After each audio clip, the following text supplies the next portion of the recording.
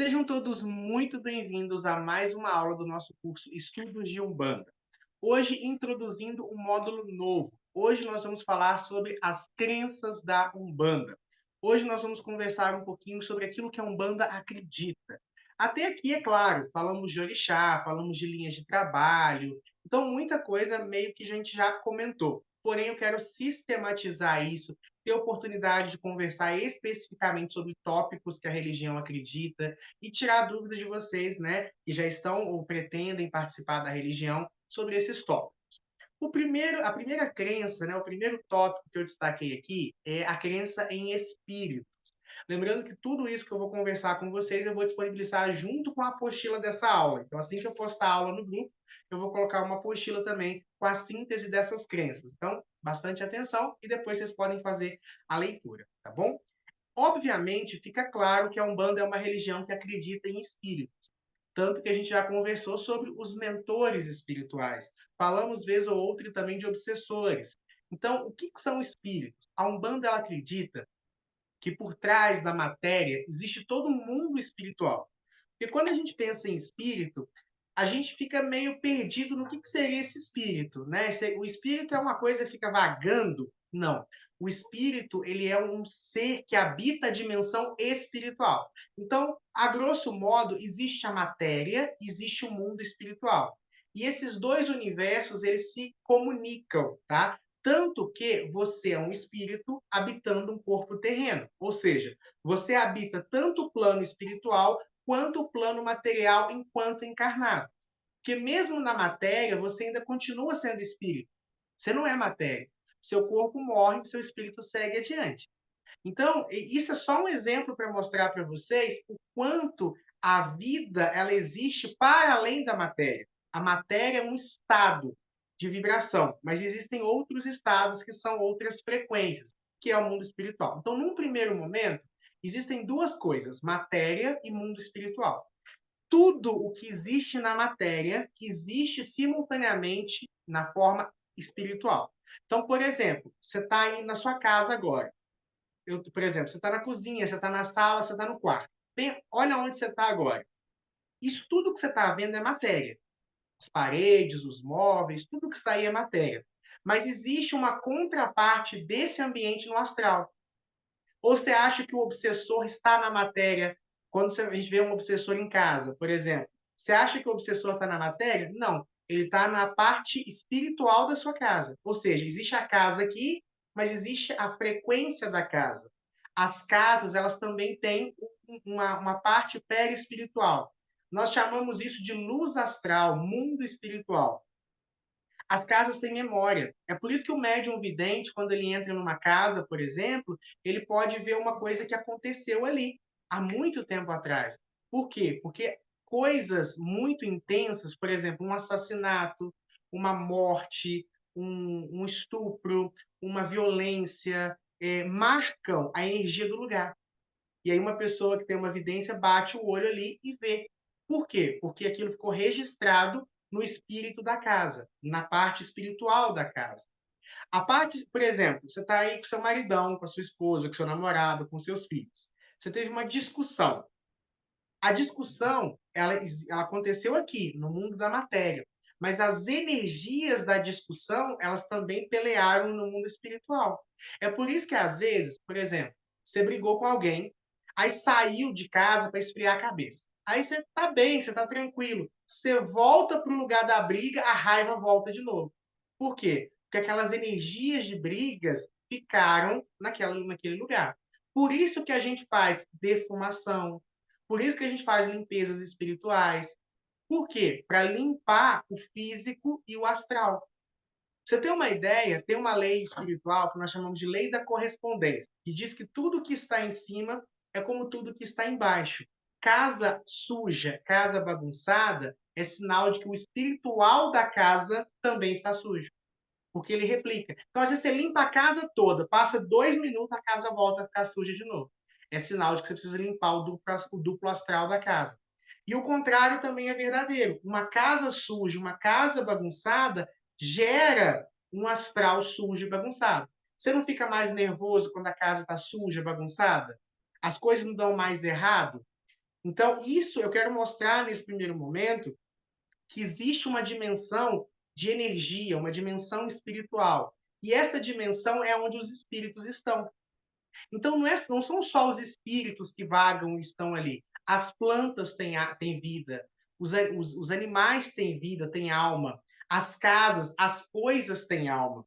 Você quer ver uma coisa? Quando você tem uma coisa cruzada, por exemplo, um cordão, um anel, uma pulseira, qualquer coisa que você tem ali imantado, as pessoas querem pegar, tem uma energia por trás. Ou uma pessoa te deu uma caneca, vou dar um exemplo. Sua avó te deu uma caneca um dia. A energia que ela colocou na caneca fica impregnado. A caneca também tem um duplo astral. Não é um espírito como você. A casa não é um espírito como você. Você é um espírito. Porém, a casa também tem a sua contraparte espiritual. Por isso que tem casas que a gente fala, essa casa é de sofrimento. Porque todo mundo que mora naquela casa sofre. É a energia da casa que é ruim. E ela intoxica as pessoas, ela intoxica os espíritos que habitam ali. Então, a Umbanda, ela acredita nos espíritos, mas ela acredita em todo o mundo espiritual que existe, um sem fim de entidades e espíritos. Todas as pedras, todas as árvores, todos os locais da natureza, né? A gente não viu nos pontos de força dos orixás que a Oxum vive na cachoeira, Iemanjá vive no mar. Aquela coisa, a energia da cachoeira, a energia do mar. Aquilo ali tudo tem vida para nós. Por isso que na Umbanda, a gente vai ver daqui a pouco, a gente faz rituais, que a gente acredita que essas energias, elas podem ser manipuladas a nosso favor.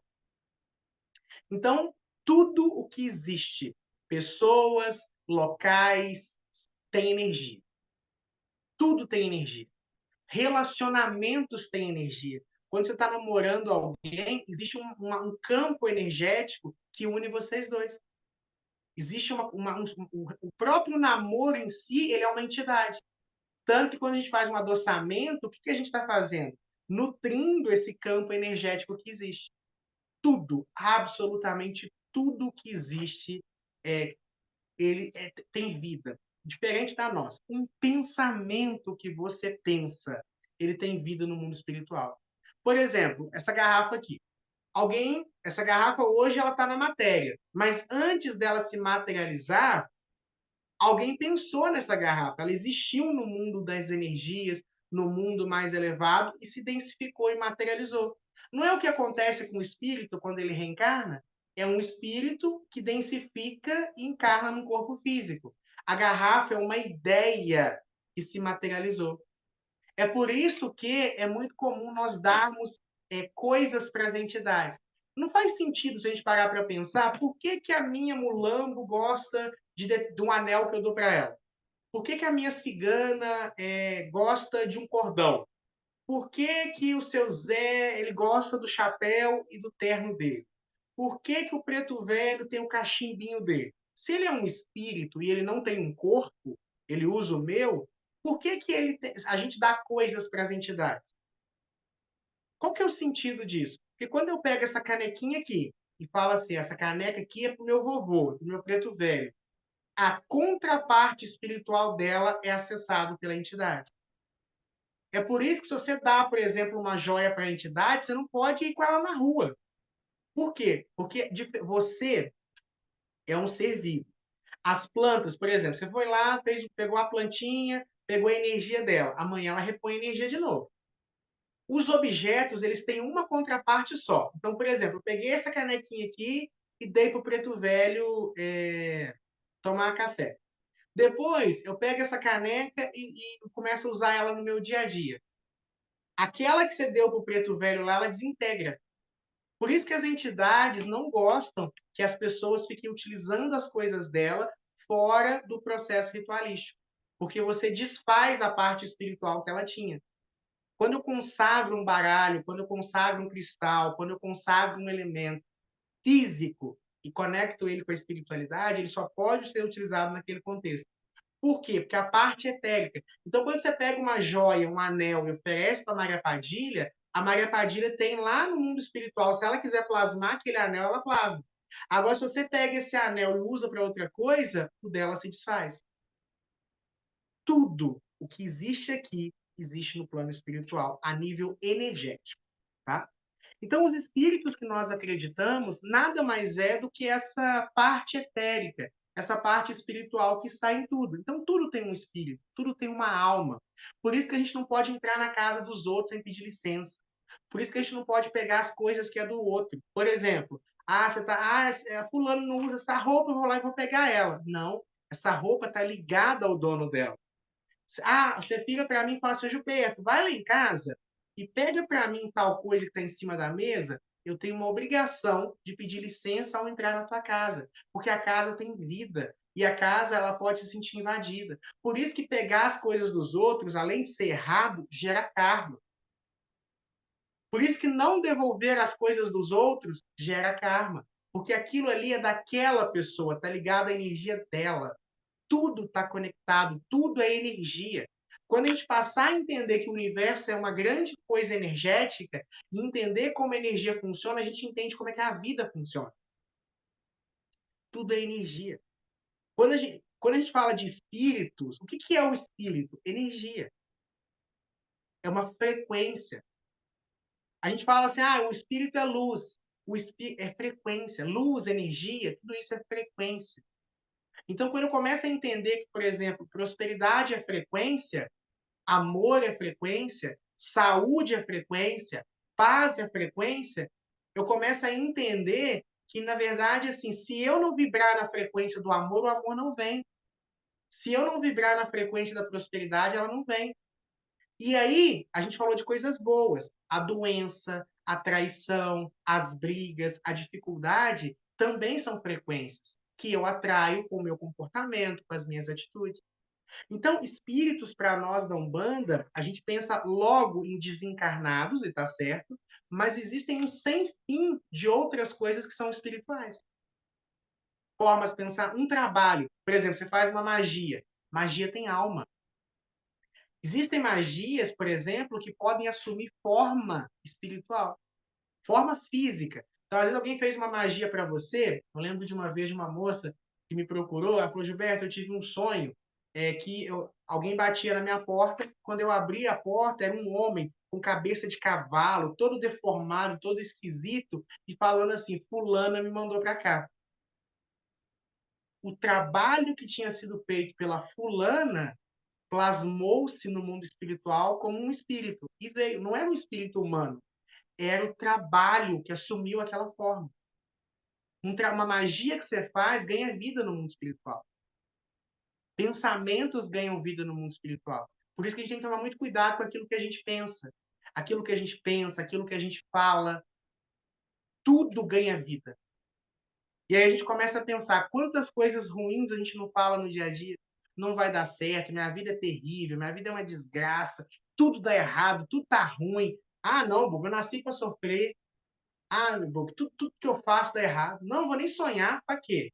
A alegria de pobre dura pouco. Só fica rico no mundo quem rouba mesmo. A gente que trabalha vai se lascar até o último dia. Não é isso que a gente fala no dia a dia? E tudo isso vai ganhando vida, vai ganhando forma. E o que acontece, gente, quando o bebê está com fome? Ele procura o peito da mãe para se nutrir. Isso nós chamamos de retroalimentação da egrégora. É quando as formas, pensamentos que você plasmou, elas vêm e causam mais daquele sentimento em você para que você continue naquela frequência. Quantas vezes a gente não fala assim, Gilberto, eu estou tentando fazer tudo certo e parece que as coisas piorou. Tem aquela frase, né? Quanto mais eu rezo, mais assombração me aparece. É fato, isso é genuíno. Você sabe por que isso acontece?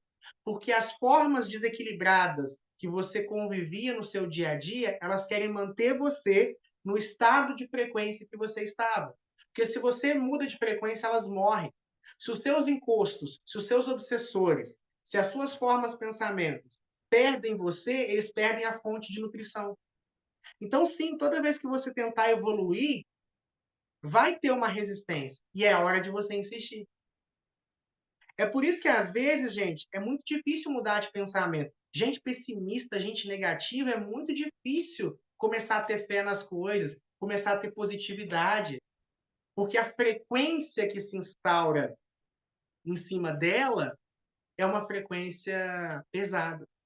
A frequência que se instaura é uma frequência negativa. E é difícil sair. É igual hábito. Você consegue vencer os seus hábitos? É difícil, não é? Frequência espiritual é a mesma coisa. Então, a primeira crença que nós, dentro da Umbanda, precisamos entender é a crença nas energias, nos espíritos, nas frequências. E entender isso, gente, é entender a vida. Então, por exemplo, por que está tudo dando errado na minha vida? Tem um porquê. É uma energia. De alguma forma você está atraindo essa energia. Pode ser o seu pensamento negativo, pode ser uma cobrança kármica, como a gente vai ver daqui a pouco, pode ser crença limitante sua, pode ser uma lição espiritual, pode ser muita coisa, mas nunca é para o teu mal. Independente do que seja. Tá difícil? Tem algo bom ali. Eu só preciso entender. Tem algo positivo ali. Eu só preciso entender. É igual, por exemplo, trabalhar. Trabalhar é difícil, mas por trás do trabalho tem um salário. É difícil, é complicado. Mas se eu superar aquilo ali e fazer direitinho, o que acontece? No final do mês eu recebo o meu salário. Na vida humana é a mesma coisa. Quando você está passando por um trabalho, em qualquer área, se eu souber levar, entender aquilo ali, no final eu recebo o meu galardão. A natureza não está contra você. Deus não está contra você. O universo ele conspira a todo tempo ao seu favor. Até um encosto que está em cima de você, ele está te ajudando. Muitas vezes, aquela traição vem para pôr fim numa relação que não está te levando a lugar nenhum. Muitas vezes, aquela demissão é o universo te dizendo: sai daí, minha filha. Muitas vezes, aquilo que eu acho que é ruim é um pé na bunda para frente. Então, o espiritualista ele tem que entender essa questão. A Simone fala que ela vai precisar sair. Deixa eu ver aqui. Vou precisar sair porque ainda estou no trabalho. Se eu sair quando chegar em casa, eu consigo entrar? Consegue, meu anjo. É só clicar no mesmo link, você automaticamente volta para a sala. Bom trabalho aí, viu?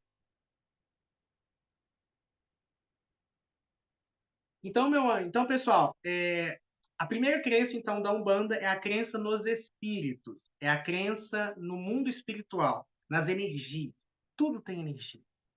Então, por exemplo, um gatinho que entra na tua casa tem energia e ele foi atraído até lá. Para você ter uma ideia, tudo, começa a entender isso. Quer ser um bandista, entende que tudo é vida, tudo que tem vida. Uma planta, por isso que eu ensinei para vocês, quando falei do povo das matas, vai pegar uma plantinha, pede licença, porque aquilo ali tem vida, tem um espírito por trás daquela planta. Vou entrar na casa de alguém, pede licença, porque ali tem vida, ali tem alguma coisa. Começa a entender que a sua casa é viva. E aí, um ponto importante, como é que você trata a sua casa? Você cuida da tua casa, seu relacionamento é vivo. Não estou falando a pessoa com quem você se relaciona. Estou falando o seu relacionamento. Você cuida do seu relacionamento. São coisas que a gente não entende, mas é fato. Tem um fundamento de Umbanda que diz que por trás de cada relacionamento, cada namoro, tem um anjo de guarda que protege. Tanto que é muito comum nas magias de amor a gente acender uma vela para o anjo de guarda do casal. Você sabia que esse anjo de guarda do casal é basicamente o campo do casal?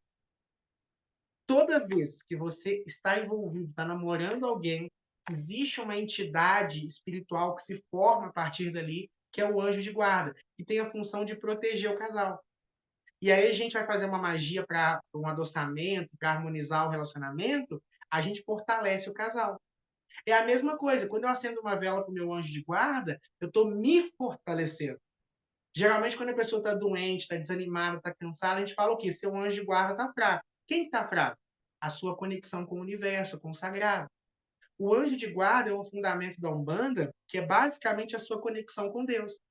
O anjo de guarda do casal é a conexão entre vocês dois e o propósito de Deus para aquela relação. Então, tudo é vivo, tudo tem alma, tudo tem uma energia. Algumas são favoráveis a mim, outras são desfavoráveis. Mas não é ruim. Não existe coisas ruins. O que existem são coisas que desequilibram você, coisas que harmonizam você. O que harmoniza você, você entende como bom. O que desarmoniza você, você entende como ruim. Só que muitas vezes o que te desarmoniza é o que vai te harmonizar depois. É igual quando sua casa está suja e você precisa tirar tudo do lugar para pôr em ordem. Você bagunça tudo, limpa para depois pôr em ordem. Na vida humana é a mesma coisa. E quem que é o orixá, a energia, a manifestação de Deus que faz isso? Exu. Lembra que a gente já conversou que Exu, ele é como todos os orixás, são manifestações de Deus? Então, Exu é a energia que vem bagunçando tudo para pôr ordem na casa. Tudo é vivo. Essa é a primeira crença da Umbanda. Uma pedra tem vida, por isso que o cristal tem poder. Por isso que a gente pega os otás, né? O que são otás? Otás são pedras que têm o magnetismo do orixá, o axé do orixá. Então, eu vou fazer um assentamento de Oxum, eu pego uma pedra de cachoeira. Eu vou fazer um assentamento de Iemanjá, eu pego uma pedra do oceano. Então, a pedra da cachoeira tem um axé, tem um espírito, tem uma energia. A pedra do mar tem um espírito por trás dela. Tudo tem energia. Tudo, absolutamente tudo tem energia. Então, a gente só precisa ter essa percepção. Então, espíritos é muito mais do que só a gente que já morreu. Espírito é tudo. Você é um espírito. Você está vivendo uma experiência corpórea. Muitos espíritos não estão. Estão vivendo uma experiência só espiritual. Mas isso são os espíritos. A segunda crença da Umbanda é a crença da reencarnação. O que é a crença da reencarnação, Gilberto? A Umbanda é uma religião que acredita que nós nascemos várias vezes, em várias situações, corpos, momentos, países, culturas diferentes. E a reencarnação é um presente do universo para a nossa evolução. A reencarnação é. Todo mundo mais ou menos entende o que é a reencarnação, né? A reencarnação é esse processo a qual o espírito é submetido para seu aprimoramento. Então é como se você passasse por várias séries. Imagina, vamos lembrar da escola. Imagina que cada vida é uma série. Então lá, na primeira série você estava lá no jardim de infância. Você aprendeu né? Ali no jardim você aprendeu as primeiras coisas. Aí você foi para a segunda série. Na segunda série, você aprofundou naquilo que você viu na primeira. É mais difícil. Só que você já tem mais aptidões também. Você já tem uma consciência mais ampla. Aí vem a terceira, a quarta, a quinta, a sexta, a sétima, a oitava. E o espírito, assim como a criança, espera-se que a cada vida ele esteja mais maduro, mais evoluído, que ele tenha absorvido as experiências da vida anterior. E com esse processo de absorver a vivência da vida anterior, que isso vai trazer? Isso vai fazer com que esses espíritos melhorem e consigam contribuir. Porque, por exemplo, a gente espera que a criança que está na escola aprendendo se torne algum dia um adulto socialmente positivo, né? Por isso que os governos investem ou deveriam investir em educação. Essa é a proposta da educação: formar cidadãos, formar pessoas que vão contribuir com a sociedade. O universo faz a mesma coisa com a gente. O universo nos evolui através das experiências a cada encarnação, para que ao final desse processo, vamos dizer assim, nós consigamos galgar, alcançar ali um lugar de posicionamento. E aí volta na questão dos mentores. Os mentores são espíritos que evoluíram e agora ajudam no processo de evolução daqueles que vêm. Como a professora, que passou por todas as etapas, se tornou professora e volta para ensinar as crianças no jardim de infância. Então, essa é uma crença muito importante da Umbanda, a crença em reencarnação. Nós acreditamos que os espíritos eles nascem ignorantes, como a criança que nasce ali ignorante. Ignorante não significa burra, tá, gente? Ignorante significa alguém que não conhece e a cada vida ele vai aprendendo. E aí o que acontece com a criança nessa metáfora quando ela não aprende no ano letivo as lições? Ela não vai mais para a escola? Não, ela vai para a escola, porém ela repete de ano. Ou seja, o que é repetir de ano? Ela vai ver de novo as mesmas lições até aprender aquilo que se espera dela. E é por isso que é muito comum ao longo das encarnações nós vivermos processos semelhantes, encontrarmos pessoas que já fizeram parte da nossa vida, viver com processos que a gente já viveu. Então, se na vida passada a minha fragilidade era o adultério, nessa vida, questões de adultério vão fazer parte da minha vida. Se eu sou um espírito que numa vida passada eu era um espírito que atentou contra a própria vida, nessa vida eu posso atentar de novo. É muito comum espíritos que, infelizmente, fizeram o desencarne mais cedo, se suicidaram, buscarem nessa vida, nas dificuldades, de novo o mesmo recurso. Então, a reencarnação, essa metáfora da reencarnação como a escola é muito interessante. Agora, existem casos raros, né, mas a gente já escuta, de pessoas, por exemplo, que são tão avançadas, ou elas aprendem tanto, que elas são catapultadas para séries adiante. Isso acontece. Por exemplo, se você não concluiu o ensino médio e tem mais de 18 anos, se você fizer uma nota muito boa no Enem, você não precisa ir para a escola, você já recebe o diploma do ensino médio. Eu vou dar um exemplo meu, eu cresci na zona rural, né? Então a minha escola era muito pequenininha. E eu sempre fui um menino muito que sempre gostei de estudar, eu sempre gosto de estudar, né? Por isso que eu me tornei professor, inclusive. Eu lembro que, por exemplo, na segunda série, a minha professora já tinha terminado toda a matéria do segundo. Então, na segunda série, eu estudava coisa da terceira série. Na quarta série, eu estudava coisas da quinta série. E aí, a minha professora, eu lembro direitinho disso, a minha diretora, na época, virou para a minha professora e falou: ano que vem, você vai ensinar o quê para ele? Porque eu tinha que ir para o ginásio, né? E ela falou: você vai ensinar o quê para ele? Você já ensinou a matéria do ano que vem. Então, o professor, ele faz isso. Então, muitos espíritos, eles conseguem, pela sua dedicação e por mérito próprio, ultrapassar etapas. Então, esses espíritos, eles saem do que nós chamamos de samsara. O que é o samsara, Gilberto? O samsara é o ciclo das reencarnações.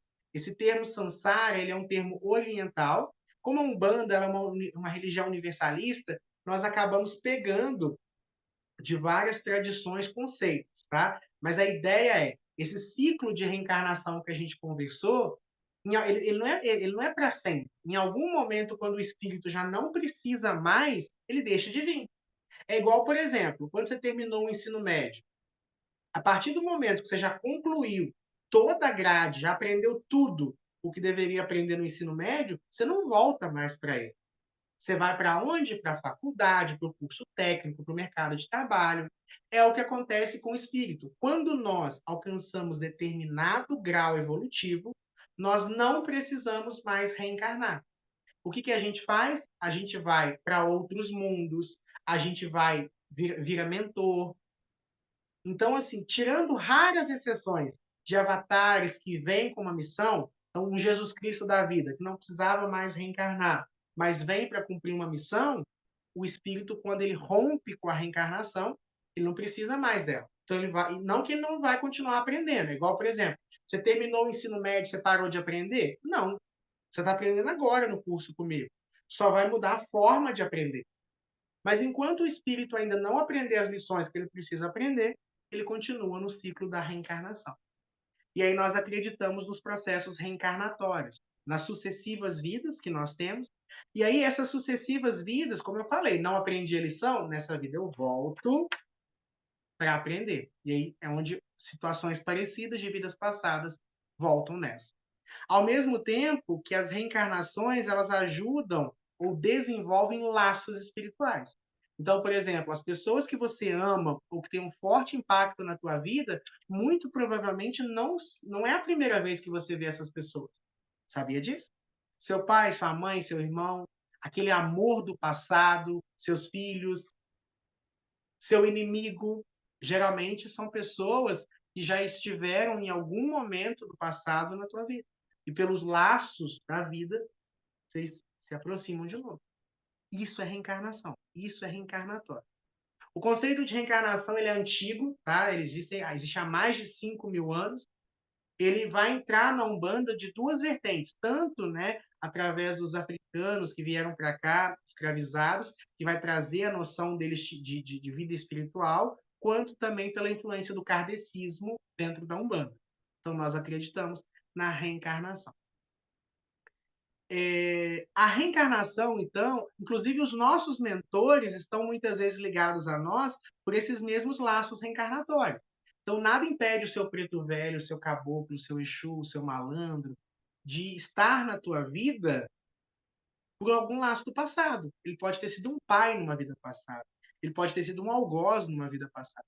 É muito comum a gente encontrar histórias onde médiums têm relações de outras vidas com os nossos mentores. São os laços que nos unem, né? E aí, gente, os mentores, né, a gente já entendeu, são esses espíritos que estão ligados a nós e que já venceram o estágio do aprendizado na Terra.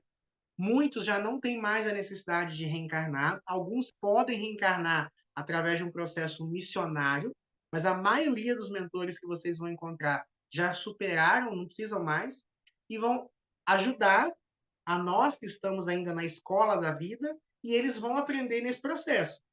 Então, por exemplo, não é que o espírito chega num certo ponto e ele não precisa mais aprender. Não, ele continua aprendendo. A grande questão é que agora ele vai aprender de uma outra forma. Ele vai aprender através de ensinar, de atender no terreiro. Quem é médium há muitos anos percebe isso. Os nossos mentores, eles vão gradativamente evoluindo com o tempo. Se você tem um médium, se você tem um guia há 40 anos, lembra das primeiras manifestações dele e vê as manifestações atuais. Ele evoluiu com o tempo. Tem mentores, é muito raro de acontecer, que podem evoluir tanto como mentores que eles podem, inclusive, a gente até conversou isso aqui no curso, irem para outras dimensões e outra entidade vem e começa a atuar no lugar dele. Por quê? Porque aquele espírito ele é tão evoluído que nem a experiência mais como mentor é suficiente para ele. Ele precisa continuar evoluindo em outras existências, em outros orbes, de outras formas. Então, a lei da evolução ela é para todos nós. A gente chama, né, da lei da evolução. Todos os espíritos estão fadados a evoluir. Aquele encosto, aquele egum, aquele mago negro, em algum momento ele vai precisar evoluir. Ele vai precisar ascender. A lei da vida é fluxo e movimento. Nada interrompe esse fluxo da vida. Nada. Tudo vai fluindo. E aí, assim, entendeu? E aí, se você precisa passar por uma experiência corpórea, você vai passar por ela. Se você precisa passar por uma situação de tornar um mentor, você vai passar por ele. E aí vai. Por exemplo, muitos espíritos, eles começam... Vamos pegar o filme lá, Nosso Lar. O André Luiz, ele começa como um espírito errante e se torna uma das grandes autoridades ali daquela colônia espiritual. Então, ele continua aprendendo, só que à medida que ele vai evoluindo, ele vai aprendendo de outras formas. Isso vale até para nós dentro da nossa mediunidade. Eu lembro que quando eu era médium, né, em desenvolvimento na casa do meu pai de santo, eu lembro que as entidades em algum momento, elas sempre falaram que eu ia ser pai de santo e tal. E eu lembro que, beleza e tal, vou ser pai de santo um dia. E aí eles começaram a falar, falaram, meu filho, tá na hora. Tá na hora. Agora você precisa começar a se programar, você precisa começar a se organizar para ter seus filhos de santo. E eu não queria. Não queria, não estou pronto, é muito cedo, e a gente nunca está pronto quando o chamado vem, né? Ou a gente se sente assim, não estou pronto, e aí foi 1, 2 anos, até que um dia um preto velho, que eu tenho muito carinho por ele, o pai Joaquim de Angola, virou para mim e falou assim, olha, meu filho, é a última vez que eu vou falar com você. Quem está atrapalhando a sua evolução espiritual a partir daqui é você. Tudo que você tinha que aprender como filho de santo e médium dessa casa, você já aprendeu. Então aqui agora você vai ficar enchendo linguiça. Você precisa agora se tornar pai de santo, não porque você é perfeito, não porque você está pronto, não porque você é o homem mais sábio do mundo, mas porque as experiências que o seu espírito precisa passar, as coisas que você precisa aprender, é a figura de pai de santo que vai te trazer. Então, olha que interessante isso. Não é porque a gente é pai de santo, é mãe de santo, eu sei que muitos dos nossos alunos são pais de santo também, que a gente é melhor que os nossos médicos. A gente continua no processo de evolução. Só que através do nosso sacerdócio, nós estamos, ao mesmo tempo, evoluindo e entregando para a sociedade, entregando para o universo o que o universo nos deu. Tudo isso que eu estou ensinando para vocês aqui hoje, não fui eu que criei, eu não sou detentor disso. O universo me deu, através de estudo, através de experiências, através de vivências. Então, o que eu estou entregando para vocês hoje não é meu, é o que o universo me deu. Então, o sacerdócio não é uma coisa para você se sentir melhor que ninguém. É uma responsabilidade para que você devolva todo o bem que o universo te trouxe em forma de bem e, ao mesmo tempo, você aprenda. Que eu aprendi muito, apanhei pra caramba, apanho até hoje como sacerdote. Gente, é muito difícil ser pai de santo. Você tem noção do que eu tenho quase 40 filhos de santo. Você tem noção do que é 40 pessoas, 40 problemas, e especialmente agora nessa geração? Então, mas para mim, como homem, porque existe o pai de santo, existe o homem, existe o trabalho espiritual, existe o ser que está em processo de evolução espiritual, que sou eu. Para mim, como um homem, para mim, como um espírito que está em processo de evolução, ser sacerdote é uma grande oportunidade de crescimento pessoal. Assim como ser professor, assim como produzir conteúdo para a internet falando de espiritualidade, além de ser muito bom, me ajuda na minha evolução. Você acha que as coisas que diariamente eu falo não vão impactar na minha vivência pessoal? Cada atendimento de cartas que eu faço, cada curso que eu dou, cada vídeo que eu gravo, cada atendimento que eu realizo, eu estou crescendo junto.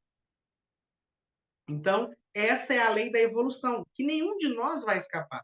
Você pode correr, correr, correr, correr, mas no final das contas, você vai aprender. E aí a pessoa vira e fala assim: Gilberto, eu estou cansado. Tudo na minha. As coisas começam a andar e aí vem e desanda de novo. Aí, de repente, meus relacionamentos sempre terminam do mesmo jeito, minha vida financeira está sempre do mesmo jeito, tudo parece que é um grande ciclo. Aí eu volto à metáfora. Enquanto você não aprender a lição, o universo vai te dando a mesma lição até que você aprenda. Aprendeu a lição, para de vir. Gilberto, eu e meu namorado, assim, é incrível. A gente vive por isso, briga. Enquanto vocês não viverem por isso e não brigar, vai continuar brigando toda vez que isso acontecer. Que a lição não foi aprendida. Agora, se a lição foi aprendida e interiorizada, a cobrança para de vir. Aí vem outras cobranças, né? Porque a gente está em processo de evolução. Isso é a reencarnação, tá bom? E aí ela se conecta com essa questão dos espíritos, da lei da evolução que a gente tem. A Umbanda, ela trabalha muito com a ideia da magia, tá? Não existe, a Umbanda é uma religião magística. A Umbanda é uma religião que acredita em magia. A gente considera a Umbanda uma escola de magia, tá? Então a gente pensa em magia, você pensa na bruxa, a bruxa que trabalha ali a magia natural. Mas a Umbanda também é bruxaria, a Umbanda também é magia, tá? O que é magia, Gilberto? Magia, basicamente, é você alterar as coisas com sabedoria e poder. Isso é magia.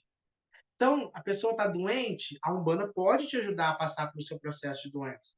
A pessoa está vivendo uma fase difícil, a Umbanda vai com as suas mandingas, mirongas, está tendo muita briga no seu relacionamento, através da magia, a Umbanda pode te favorecer. Seus caminhos estão fechados, a Umbanda pode abrir seus caminhos. O conhecimento da magia de Umbanda é um conhecimento muito poderoso. Porque, Gilberto, a Umbanda ela vai pegar tanto a magia europeia, trazida, né, pelos portugueses, espanhóis, quanto a magia africana, trazida pelos escravizados. Além da magia europeia, da magia africana, a Umbanda também vai trabalhar com a magia dos indígenas, o xamanismo. A Umbanda vai trabalhar com a magia dos ciganos. A Umbanda vai trabalhar com a magia do povo do Oriente. A Umbanda vai trabalhar com várias vertentes de magia. Por isso que a magia na Umbanda é muito ampla. Se você for numa gira de caboclo, a magia é uma. Se você for numa gira de cigana, a magia é outra. Se você for numa magia de Exu, a magia é outra. Mas todas é o mesmo princípio. Mudar a realidade de acordo com o seu poder e com a sua vontade. Agora, primeira coisa que você tem que entender: magia não é milagre.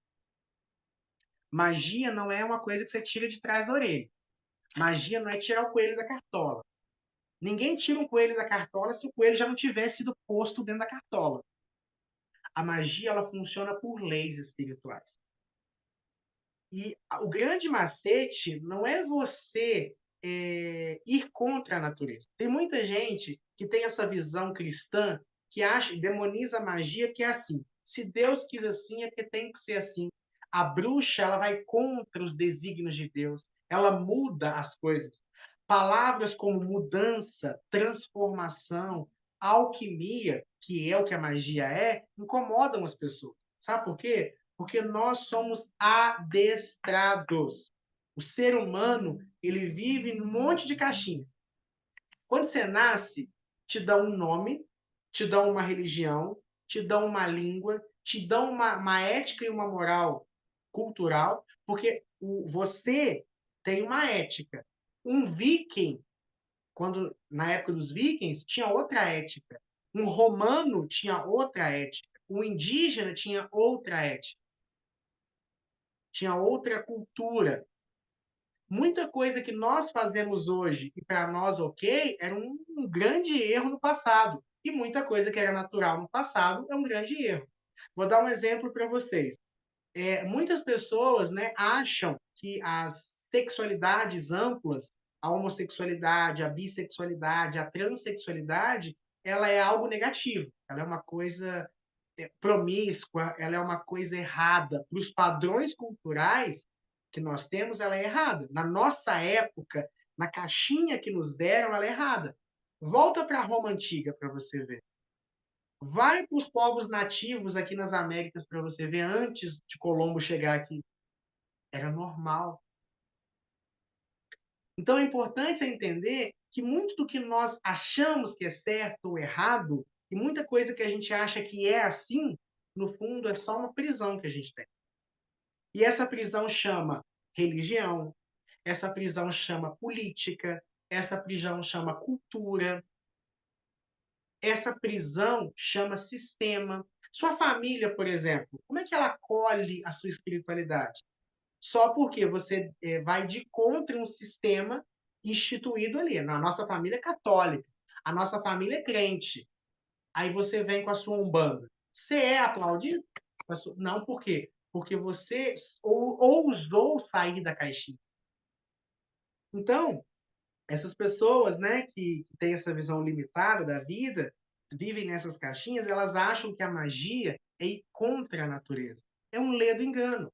Bruxas são servas da natureza. Magia não é você ir contra a natureza. É pelo contrário. Você conhece as leis da natureza e usa ela a seu favor. Você tem uma ideia? Sabia? Eu venho da roça, né? Tenho muito orgulho de falar da minha vivência, de onde eu vim, porque muito do que eu aprendi de espiritualidade hoje, eu percebo que se eu tivesse maturidade e olhar, a natureza já me ensinava. É, magia está muito ligada ao campo. Tanto que você faz magia com uma rosa ou com uma rosa de plástico. Magia não está ligada ao sol, à chuva, à lua, aos pontos de força da natureza, à comida. Então, magia, você concorda comigo que tem a ver com natureza, né? Por exemplo, na natureza existe toda uma tecnologia. Você não planta em qualquer época. Tem a época certa de plantar milho, tem a época certa de plantar feijão. Geralmente, isso tem a ver, por exemplo, com as estações. Tem certos plantios que se sobressaem melhor no início das chuvas. Tem certos plantios que se sobressaem melhor no final das chuvas. Tem coisas que são melhores de serem plantadas, inclusive é raro, mas tem coisas que a gente planta na seca. Então, o campesino ali, a pessoa do campo, ela não está indo contra a natureza, ela está aproveitando a força da chuva para plantar. O que nós fazemos dentro da magia não é contra a natureza, é aproveitar aquilo que é da natureza, que a gente observa na natureza, aplicando a nosso favor. Vou dar um exemplo para vocês, uma magia de prosperidade que você vai fazer. Não há magia de prosperidade que vai de contra, por exemplo, a semente crescendo na terra. Você quer aprender a prosperar? Vê uma semente crescendo na terra. Vê uma semente crescendo na terra. Como assim, Gilberto? Ó, como é que a semente cresce na terra? Primeiro, você precisa plantar na época certa. Então, para prosperar, você precisa saber aproveitar as oportunidades. Outra coisa, quer prosperar? Escolha boas sementes. Você não vai escolher a pior semente, você vai escolher uma boa semente. Então, na hora de você investir o seu dinheiro, você vai escolher uma boa semente. Ou você vai investir o seu tempo numa boa carreira. Qualquer coisa que você vai investir. Outra coisa, jogou na terra. Então, você começou, fez uma magia de prosperidade hoje. Amanhã você está rico? Não. Leva tempo para a semente crescer. Tudo que nós fazemos, você planta uma semente de. Nasce uma semente? Você joga um milho, nasce um caroço de milho? Ou nasce uma espiga com centenas de milho? Então, tudo que eu faço na magia de prosperidade, eu sacrifico um pouco para vir muito mais. Então, são processos, pessoal, que a gente tem que ter a maturidade, o entendimento, vamos falar assim, de que a gente trabalha com a natureza. Por exemplo, a lua cheia, ela influencia as marés. Você já viu a lua, como é que o mar fica quando a lua está cheia? A lua atrai, a lua é magnética. Então, o que eu vou fazer na lua cheia? Qualquer coisa que eu queira atrair. Amor, dinheiro, prosperidade. O inverno, eu vou banir ou eu vou trabalhar coisas que eu desejo atrair? No inverno, tudo murcha, tudo mingua, tudo apaga, tudo é seco.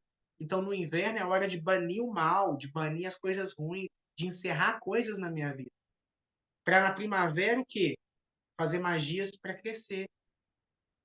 Então, gente, magia para nós é conhecer as leis espirituais e usar ela a nosso favor. E todas as leis espirituais, por exemplo, lei da atração, semelhante atrai semelhante. O que é a lei da atração, Gilberto? É muito simples de provar a lei da atração. Todo mundo que está assistindo a minha aula hoje gosta de espiritualidade. Tem algum ateu aí? Não deve ter nenhuma pessoa, por exemplo, que é muito rígida. Pode até ter um católico, um evangélico, provavelmente vai ser pouco, e vai ser uma pessoa de mente aberta. Por quê? Porque o ateu vai fazer um curso ou vai conversar com, participar de um grupo de ateus. Um evangélico vai participar de um grupo evangélico. Outra coisa, pega água e óleo. Se mistura? Não. Moléculas de água se juntam com moléculas de água, moléculas de óleo se juntam com moléculas de óleo. Então, por que eu estou dizendo isso? Porque se no universo os iguais se atraem, se eu quero prosperidade, o que eu preciso fazer? Vibrar, atrair a prosperidade. Então, eu posso fazer, por exemplo, uma magia de prosperidade e andar com roupa rasgada, suja, velha? Vou prosperar? Não. Adianta eu fazer uma magia de prosperidade e ficar pensando na pobreza, na miséria, nas contas? Não. Eu tenho que pensar no dinheiro. Eu tenho que viver como se. Tanto que a gente usa expressões como que assim seja, assim o é, assim se faça. Você faz o quê? Você visualiza. A gente vai fazer uma magia de amor para atrair o boy, para atrair a menina. Você pensa como se ela já fosse tua, como se ela já estivesse ali junto com você. Então, nós temos várias leis que compõem a magia. Magia, então, é você mudar as coisas usando o seu conhecimento e o seu poder. Lei da atração. Semelhante atrai semelhante. Você já reparou, por exemplo, já viu alguma magia de amor feito com bosta de vaca? Já viu? Claro que não. Por quê, Gilberto? Agora, provavelmente você já deve ter visto alguma magia de destruição ou azaração com bosta de vaca. Que é simples. Qual que é a energia que eu desejo atrair no amor? Ela lembra a energia de estrume de vaca? Nem de longe. Você já viu alguma magia de amor com vinagre? Claro que não. Por quê? Porque vinagre faz o quê? Azeda. Agora, a magia de separação com vinagre tem azóio. Ou seja, o vinagre ele já tem uma energia. A questão é aonde eu direciono essa energia. Agora, você já deve ter visto 1 milhão de magias de amor com mel. Porque o mel faz o quê? O mel adoça, o mel atrai. Isso é a lei do semelhante, isso é a lei da atração. Usar coisas que tenham a ver com aquilo que eu estou buscando. Pensa numa magia de prosperidade.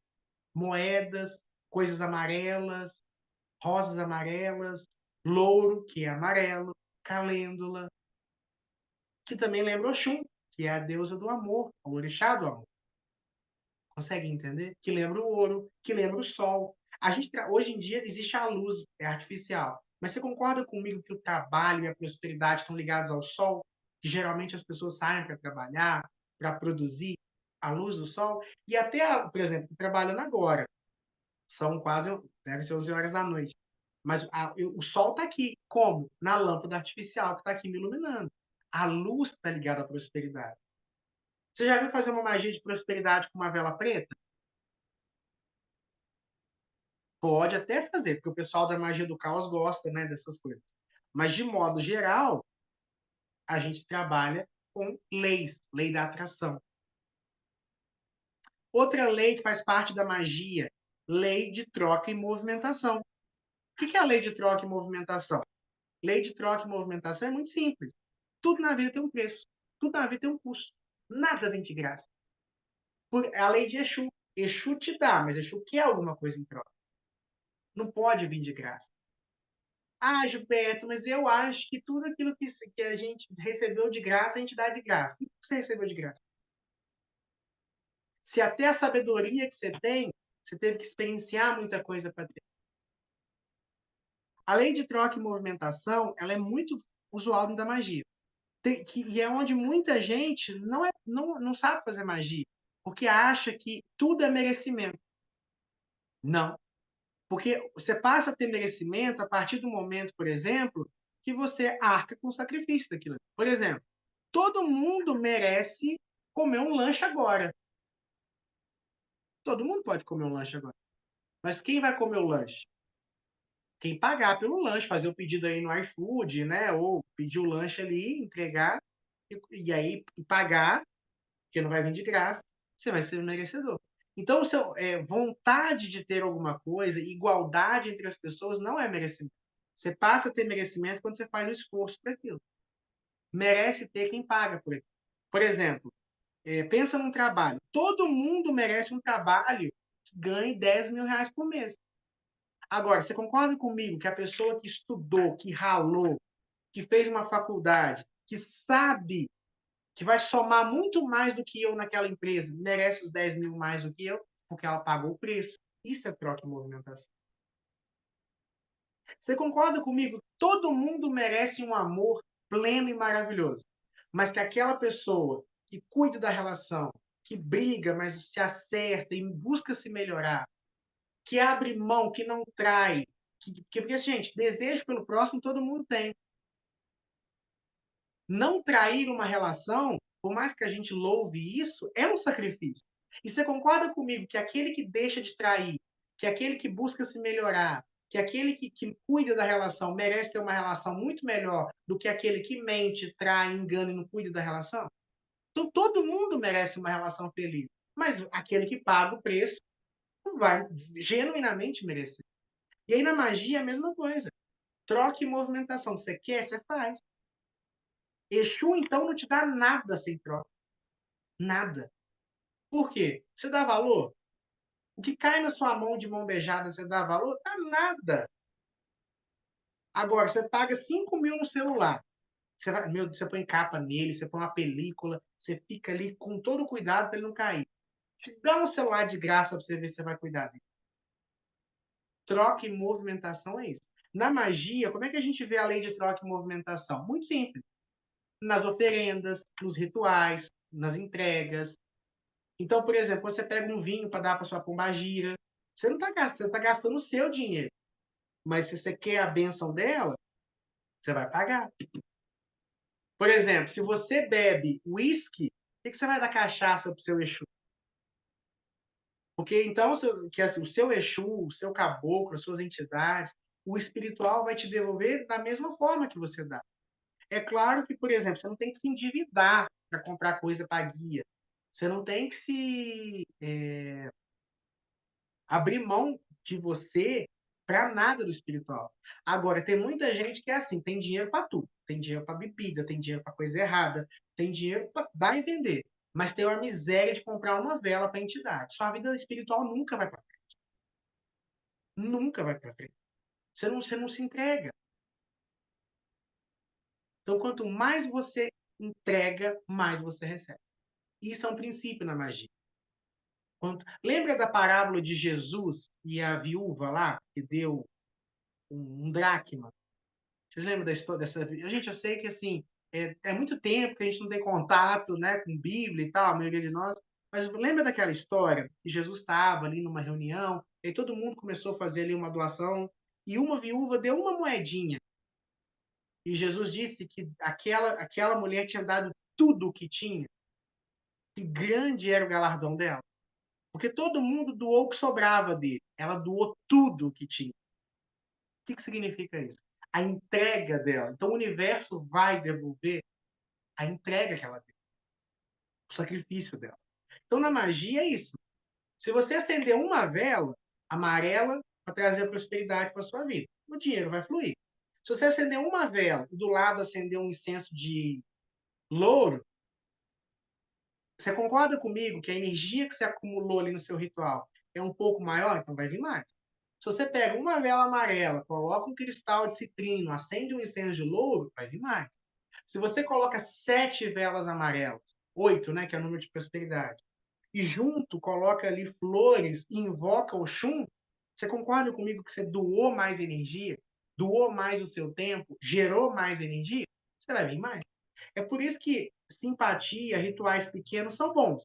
São bons. Eu muitas vezes, gente, estou precisando de dinheiro ali, um dinheiro mais rápido, vou ali que é uma folhinha de louro. O dinheiro vem. Agora, se eu quero genuinamente equilibrar a minha energia de prosperidade, eu faço um ritual mais amplo. Mesma coisa, eu posso acender uma vela rosa para o meu namoro, para adoçar meu relacionamento. Agora, se eu preciso equilibrar meu relacionamento de verdade, eu vou fazer um adoçamento completo, sem sombra de dúvida. Então, gente, é muito importante que vocês que estão me assistindo, que vocês que estão me vendo, entendam essas leis. Isso é magia. Magia não é mágica. Magia não é tirar o coelho da cartola. Eu até posso tirar um coelho da cartola, mas primeiro eu preciso pôr ele lá. É uma ciência. Por isso que a gente tem que estudar, conhecer sobre as coisas, amadurecer, porque muito da magia, você não vai ver um bruxo burro. Burro que eu falo, todo bruxo é sinônimo de sabedoria. Pensa no mago Merlin. Além de poderoso, ele é sábio. Porque não adianta poder na mão de um ignorante. Não adianta poder na mão de um nécio. O próprio poder vai destruir ele. Então, a magia, ela exige da gente sabedoria também. Senão ela traga a gente, é claro. Então, conhecer a si mesmo, conhecer o universo, amadurecer, tudo isso é magia. Então, magia é uma coisa que é uma crença nossa e ela parte daquele princípio de que tudo tem energia, que foi a primeira coisa que a gente viu hoje. Tudo tem energia. Obviamente, se tudo tem energia, o que acontece? E aí existem leis espirituais, o universo é um grande ciclo, eu posso pegar as energias das coisas e direcionar para mim. Suponhamos que, por exemplo, você tem aqui uma plantação. Você tem uma plantação. Tem um rio que passa a 2 quilômetros da sua casa. O rio está lá. Se eu desviar o rio e deixar ele passando dentro da minha plantação, você concorda comigo que eu vou conseguir produzir mais comida, porque tem água corrente, fácil acesso à água? Então eu vou lá, desvio o rio, passo ele na minha propriedade e simplesmente porque eu mudei o curso do rio, a minha prosperidade vai aumentar, o meu gado vai poder tomar água, minhas plantações vão ter água ali para ser regada. Então, eu não criei o rio. Eu não fiz sabe? Eu não criei o rio do nada. O rio já estava ali. Eu só direcionei o rio para mim. Então, o amor ele já existe, a prosperidade ela já existe, a saúde ela já existe. Eu só preciso atrair o amor, a prosperidade, a saúde para mim. Conseguem entender, gente? Isso é magia. E a gente faz isso através das leis espirituais. Lei de troca e movimentação, lei de ação, leis de como lei da atração, lei de ação e reação. Então, eu preciso fazer alguma coisa também. 50% magia, 50% ação. Tem muita gente também que acha que a magia, tem muita gente que acha que a magia, vou fazer uma magia. Tem gente que me procura para fazer um tal pacto de riqueza. Vou fazer um pacto de riqueza.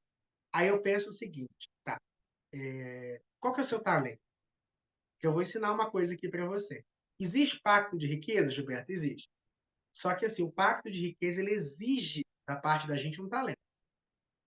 Vou dar um exemplo, existe uma linhagem, né, Lúcifer, que faz pacto. Ó, se você não tiver talento, filho, vai lugar nenhum, não. Não adianta. Por quê?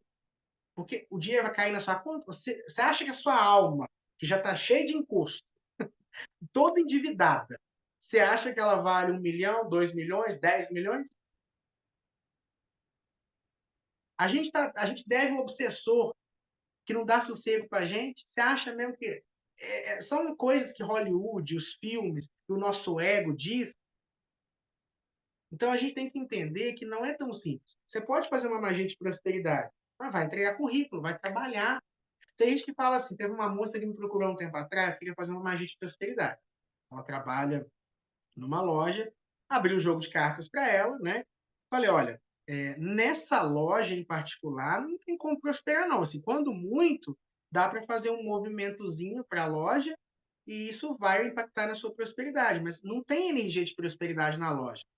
Para a gente fazer alguma coisa, a primeira coisa que você vai precisar fazer é aplicar energia numa outra coisa. Empreender, entregar currículo em outras coisas. Aí sim, com esse pensamento de sair, de melhorar, de crescer, a gente pode fazer uma magia de prosperidade. Porque aí, em cima da sua ação e da amplitude de possibilidades, a magia vai cair efeito. Ah, não, mas eu não queria sair da loja. Falei, então o que a gente pode fazer é sim uma abertura de caminhos para melhorar um pouco o movimento da loja. Mas falar que você vai sentir um impacto real, não tem condição. Não tem condição. A gente tem que entender que a pessoa precisa fazer um movimento. É a mesma coisa, a pessoa procura um adoçamento para fazer. Aí faz um adoçamento. Beleza, a relação melhora. Porque adoçamento é assim. Adoçamento ele dura geralmente uns 6 meses. É o tempo de vida útil de um adoçamento. Só que tem adoçamento que acaba em uma semana o efeito energético dele. Por quê, Gilberto? Porque o adoçamento, às vezes, ele chega a acabar em uma semana. Porque a energia que é, a pessoa briga, a pessoa cobra. Às vezes, porque tem gente que fala assim, já me procuraram com esse discurso. Eu quero fazer um adoçamento e quero que ele venha humilhado nos meus pés só para me ter o prazer de dizer não. Falar, meu amor, então esse tipo de magia eu não faço, não. Eu até faria uma magia de amor para harmonizar vocês dois, para ele ir na sua direção e vocês dois ficarem juntos e você tratar ele com respeito e amor. Eu vou fazer uma magia para satisfazer o seu ego? Primeiro que não funciona, porque a base do adoçamento é o amor.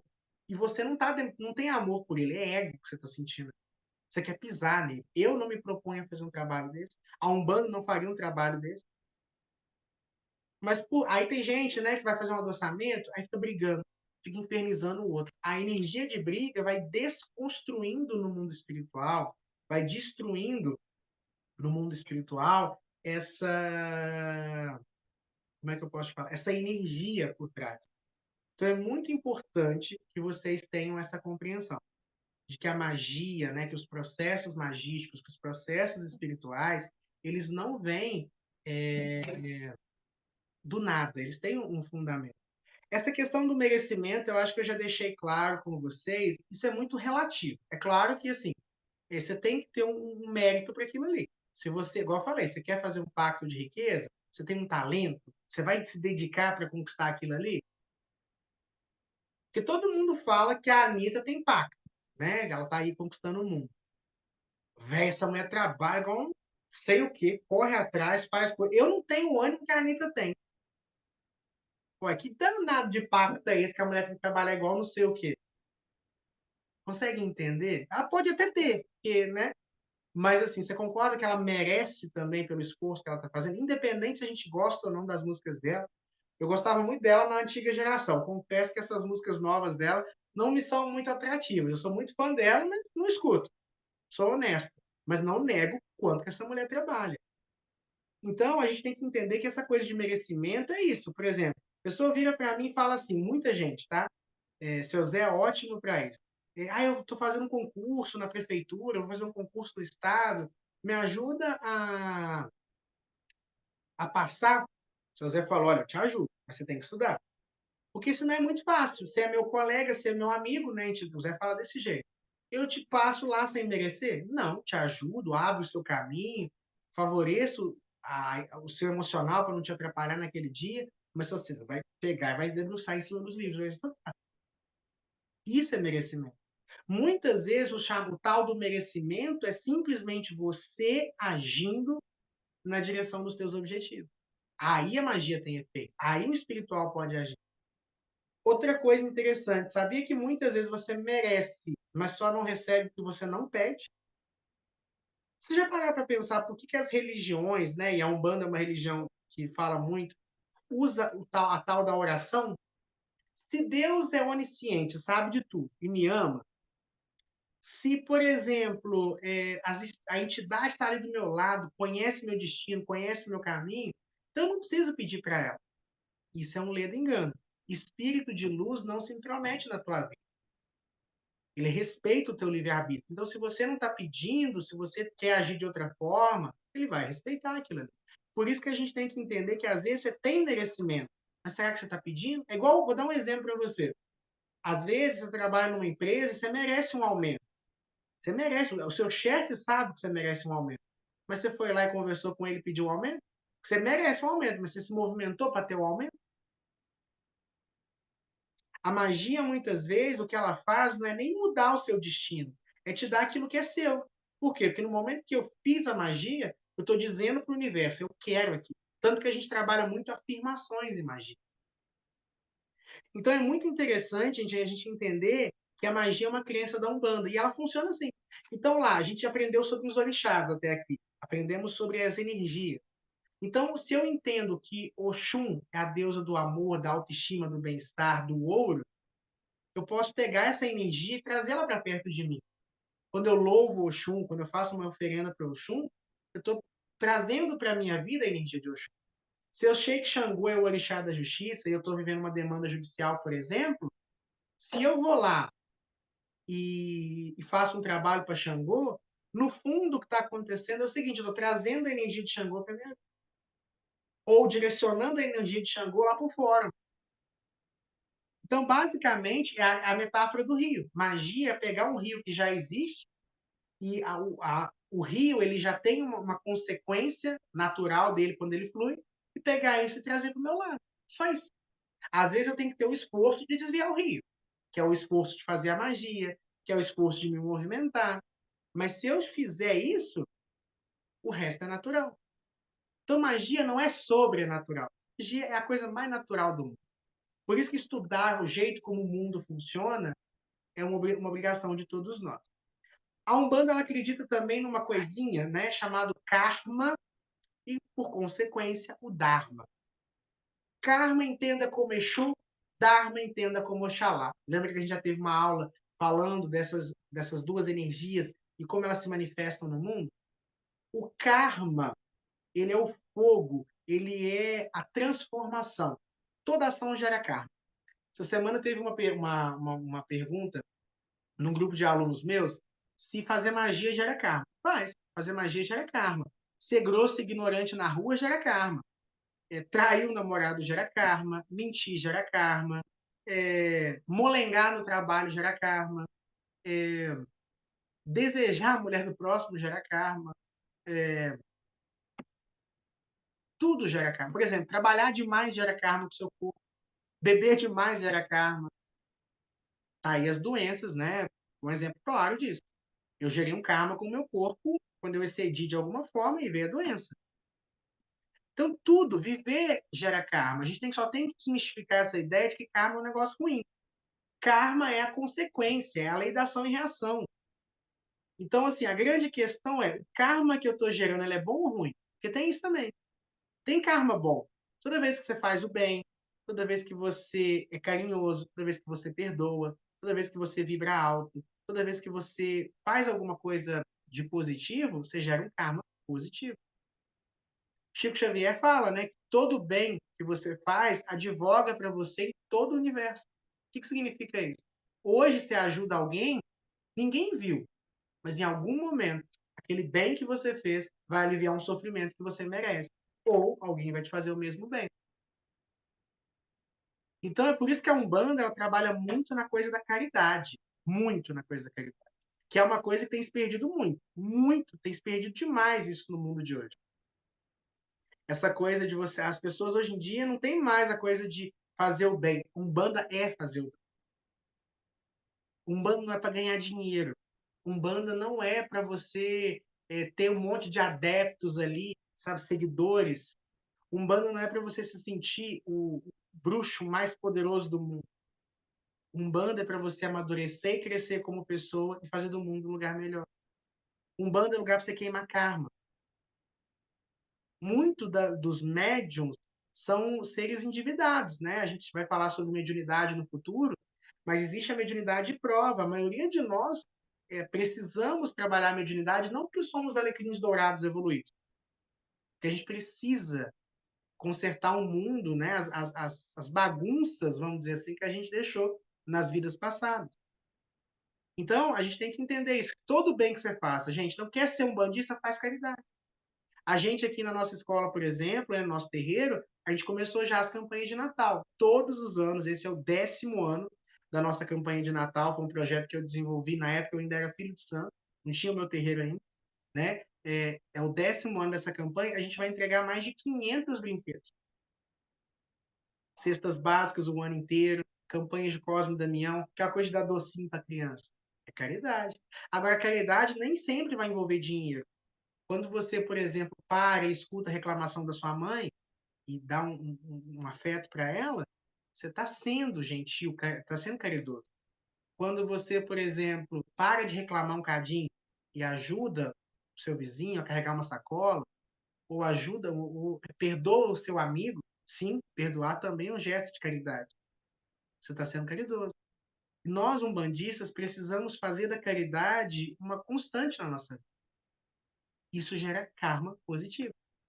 Karma entenda karma não como algo ruim. Existe karma bom e karma ruim, mas todos eles são merecimentos seus. Gilberto, meu karma é sofrer. Se o seu karma é sofrer, é porque você aprontou muito. E uma coisa que os mentores me ensinaram é que colheita também é plantio. Que a semente, quando você está colhendo, ela também cai na terra. Então, o jeito que você lida quando você vive um karma negativo também é mérito seu. Então, está sofrendo, sofre com dignidade. Eu tenho um preto velho, pai Tomé, que me ensinou isso há muitos anos atrás. Eu, médio iniciante, estava passando por uma fase muito difícil da minha vida, estava sendo acusado de uma coisa que eu não tinha feito e tal. O preto velho virou para mim, na época, o pai Tomé, e falou o seguinte: eu nunca esqueci, eu estava no banheiro da faculdade. E aí o preto velho veio no meu ouvido e falou o seguinte: filho, estava chorando, estava triste, estava no banheiro da faculdade. Ele virou para mim e falou assim: olha, filho, até para sofrer, o homem tem que ter dignidade. Você fez, levanta a cabeça, assuma o que você fez e pronto. Não fez, levanta a cabeça, você não fez e pronto. Só sofra com dignidade.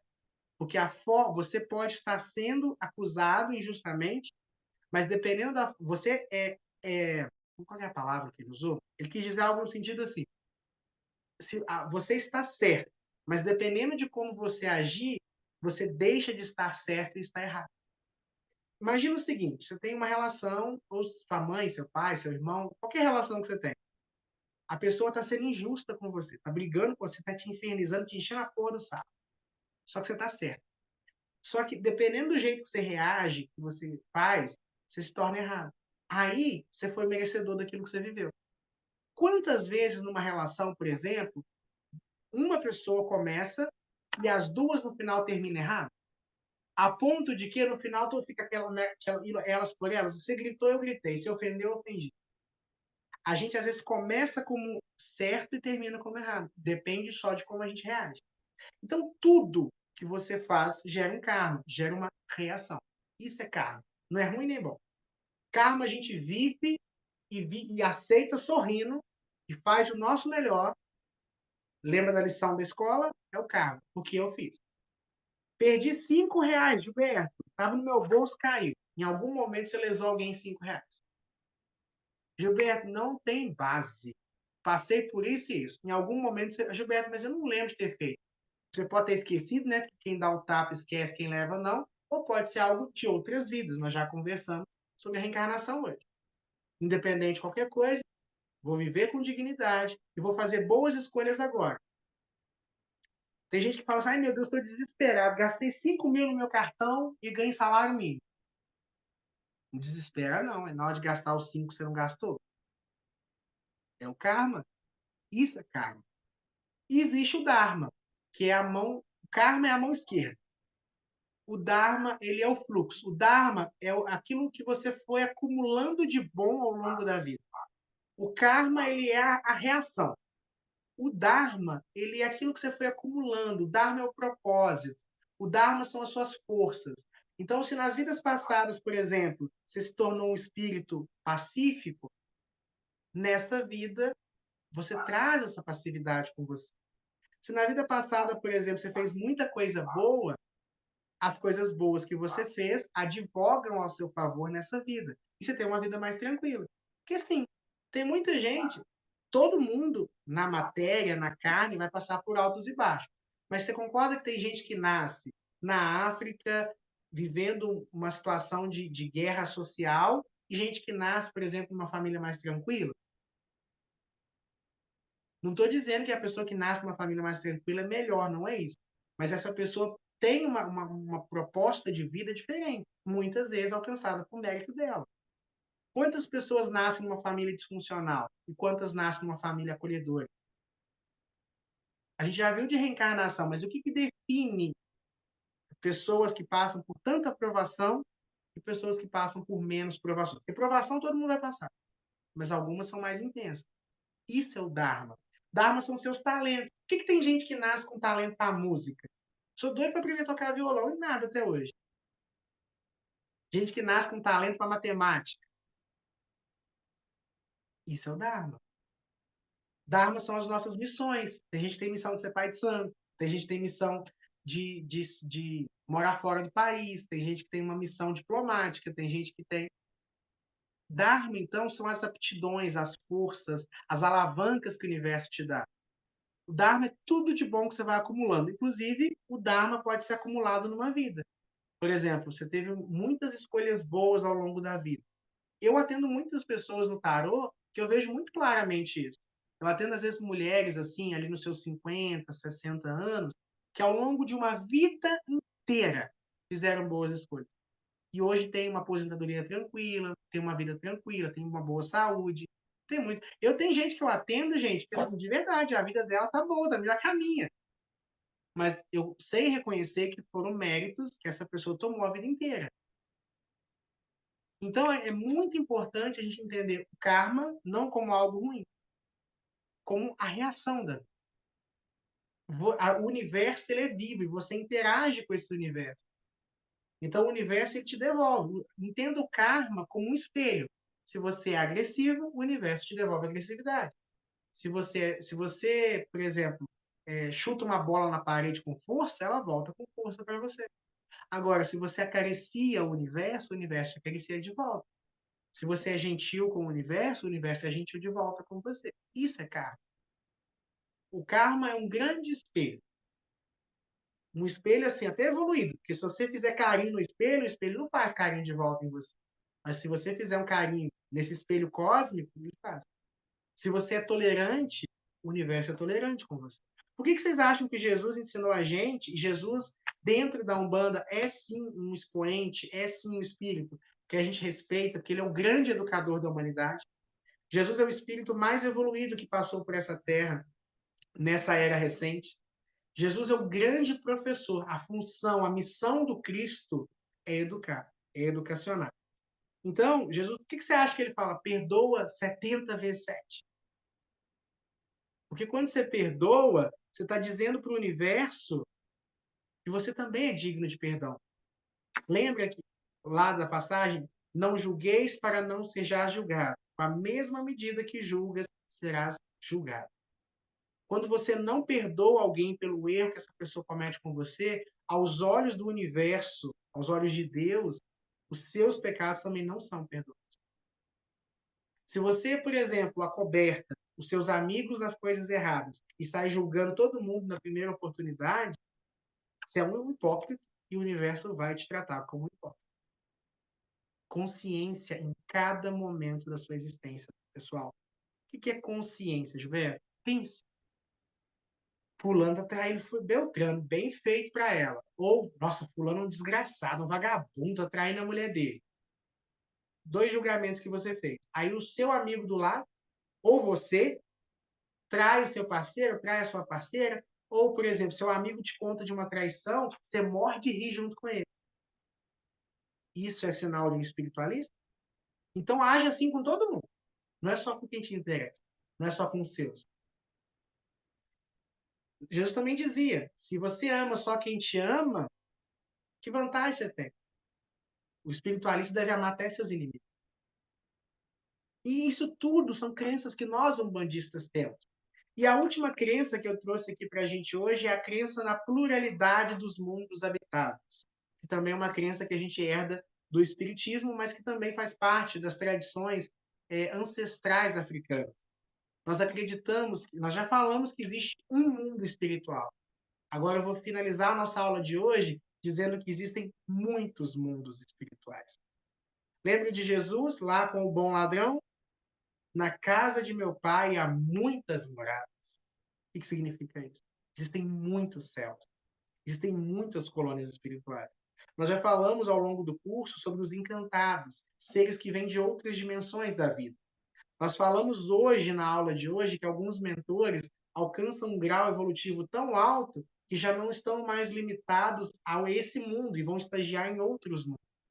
E aí é um assunto muito amplo, mas existem muitas dimensões espirituais. Muitas dimensões. Dimensões elementais, dimensões espirituais. Existem umbrais, existem colônias, existem regiões quase próximas da nossa noção de inferno. Existem céus que a gente sequer pode imaginar. Então é muito importante, bruxinhos e espiritualistas e umbandistas e todo mundo que está me assistindo, a gente entender essas crenças.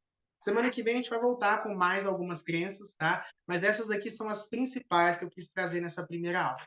Alguém tem alguma dúvida do que eu falei? Alguém tem algum questionamento? Quer perguntar alguma coisa? Contar alguma experiência?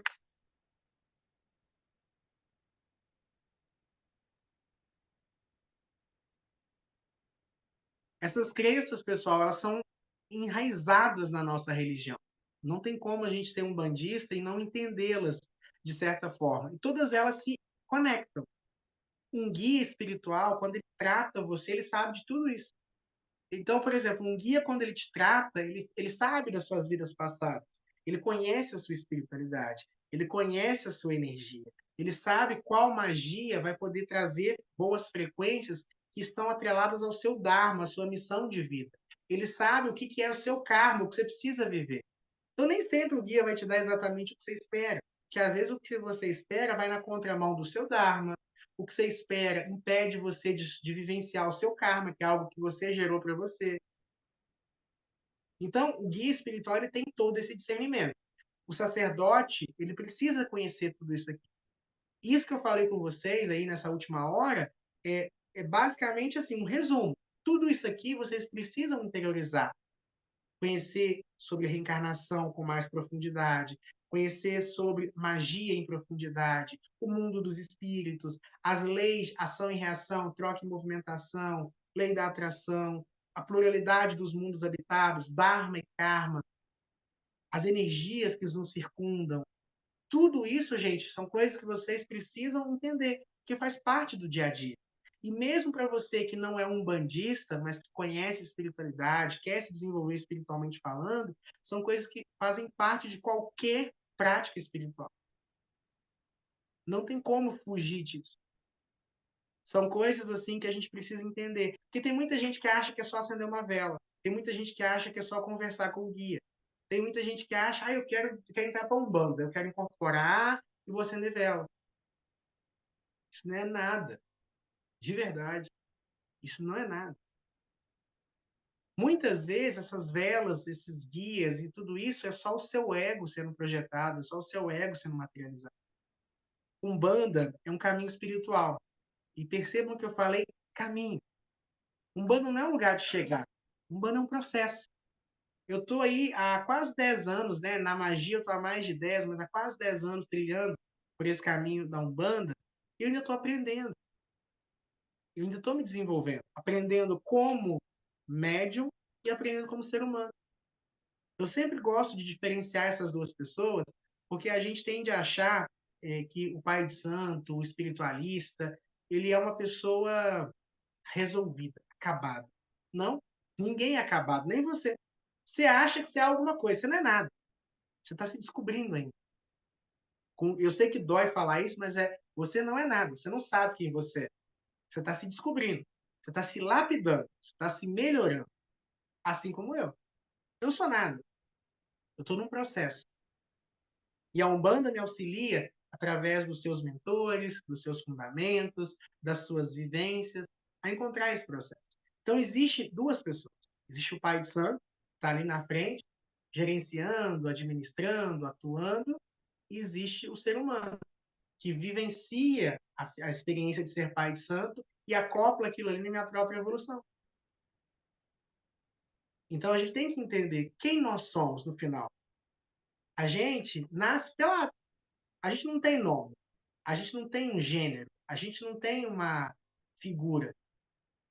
A gente muitas vezes tem que fazer, para a gente se encontrar de verdade, a gente precisa fazer um exercício de se despir. Será que o que eu acredito mesmo ou só porque eu aprendi que é assim? Será que eu gosto disso mesmo ou é porque eu conheci só isso? Será, por exemplo, que eu preciso mesmo disso? Isso faz parte do nosso processo de crescimento, o despir, né? O amadurecer. Então é um processo de vida toda. Tem coisas que eu acreditava quando eu comecei no caminho. As bases não mudam, mas a forma como você interpreta. Antes eu achava que cada vida eu era um. Por exemplo, vamos pegar a ideia de reencarnação. Quando eu comecei a estudar sobre espiritualidade, eu sempre acreditei em reencarnação. Pelo menos eu gostava da ideia desde criança. Lembro daquela novela Alma Gêmea, aquilo me marcou muito. Mas o que acontece? Eu sempre tive esse vínculo com a ideia de reencarnação. E aí, que acontece? Quando eu cheguei naquele momento ali, eu achava que cada vida a gente era um. Quem será que eu fui na vida passada? Hoje em dia eu amadureci a ponto de entender que todas as vidas eu sempre fui um. Aquela vivência, aquela época, o meu estágio evolutivo naquela época era distinto, mas é a mesma essência cósmica. Quer entender a reencarnação? Entende você. Você já foi criança, adolescente e hoje é adulto. Você mudou, seus gostos mudaram, sua aparência mudou. Você é quase outra pessoa. Mas existe uma coisa na criança, no adolescente, no adulto que é igual, que é o que define que você é. As sucessivas vidas é a mesma coisa. Quando eu comecei no caminho espiritual, eu achava que magia era um negócio sobrenatural. Eu achava que era uma sabedoria, alguma coisa, um poder, assim, uma coisa inexplicável. Depois de tanto estudar esse assunto, eu entendi que o agricultor faz magia quando ele escolhe a lua certa e o mês certo para plantar. Por exemplo, que a benzedeira faz magia ali, sem saber. Por exemplo, que a mãe que sente o gênero da criança no seu útero, antes da ultrassom, ela sabe que ela está grávida de uma menina ou de um menino, ela não sabe o porquê ela sabe, ela só sabe. É magia. Que quando a pessoa, ai meu Deus, tomara que dê certo, tomara que dê certo, tomara que dê certo, é magia. Então a gente vai amadurecendo. Então tudo que eu estou trazendo para vocês hoje nas aulas, nos vídeos, até aqui, eu não quero que vocês simplesmente, é esse ponto. Não. Isso vai mudar a sua concepção e as coisas que vocês vão vivendo ao longo do tempo também vão atuar em cima disso. Mas é importante a gente seguir esse processo, tá bom? Pessoal, essa foi mais uma aula do nosso curso Magia de Umbanda, Estudos de Umbanda, aqui da Escola Espiritualidade Livre. Foi uma honra estar com vocês. Na próxima semana a gente volta com a parte 2 e finalizando esse módulo, tá? A respeito das crenças da Umbanda. Tem muitos assuntos que a gente ainda vai conversar. Vamos falar sobre magias de Umbanda, cargos dentro de um terreiro, mistérios de Umbanda. Então tem muitas aulas ainda pela frente. Não percam o pique, tá? Então, semana que vem a gente volta para mais uma aula. Agradecer a você que está ao vivo com a gente nessa aula. Agradecer a você que vai assistir essa gravação também. Tanto você que está ao vivo, quanto você que vai assistir essa gravação depois. Se tiver alguma dúvida, não deixe de tirar com a gente. Não deixe de fazer a leitura também da apostila que vai junto com a aula. E vejo vocês na próxima semana, tá? Pessoal, se algum de vocês perdeu alguma das aulas anteriores, vocês que estão inscritos aqui no nosso curso, não deixem, tá, de assistir às aulas. É uma progressão. Nós estudamos muita coisa até aqui, então um conhecimento vai se somando ao outro. Aproveita aí, tá, para alinhar, porque por mais que a gente ainda tenha muita coisa para vir pela frente, muito vai ficando importante que vocês conheçam ali, para a gente finalizar o curso em dezembro com todo mundo alinhado. Por hoje é só, espero que vocês tenham gostado demais dessa aula Um beijo no coração de vocês e eu vejo vocês na próxima semana. Tchauzinho!